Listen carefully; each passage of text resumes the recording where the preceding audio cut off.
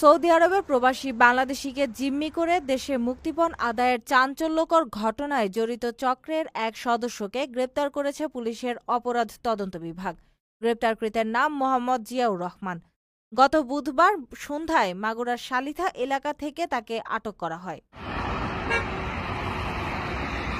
মামলার এজাহার সূত্রে জানা যায়, রিয়াদ প্রবাসী ব্যবসায়ী রাসেলকে গত ১২ জানুয়ারি অপহরণ করে একটি সংঘবদ্ধ চক্র। পরে অজ্ঞাত স্থান থেকে ভয়েস কলের মাধ্যমে দেশে অবস্থানরত রাসেলের পরিবারের কাছে ৫০ লাখ টাকা মুক্তিপণ দাবি করা হয়। ভুক্তভোগীর পরিবার নিরুপায় হয়ে বাংলাদেশে বিভিন্ন ব্যাংক অ্যাকাউন্ট ও মোবাইল ব্যাংকিংয়ের মাধ্যমে ধাপে ধাপে মোট ৩৫,৩৫,০০০ টাকা পরিশোধ করে। টাকা পাওয়ার পর রিয়াদের রাস্তায় রাসেলকে অচেতন অবস্থায় ফেলে যায় অপহরণকারীরা। এ ঘটনায় খিলগাঁও থানায় মামলা হলে সিআইডি তদন্ত শুরু করে।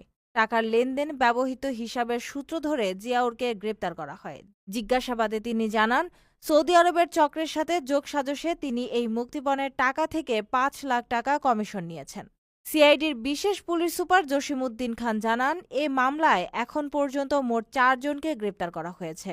এর মধ্যে ২ জন আদালতে স্বীকারোক্তিমূলক জবানবন্দি দিয়েছেন। বাকি জড়িতদের গ্রেপ্তারের অভিযান অব্যাহত রয়েছে।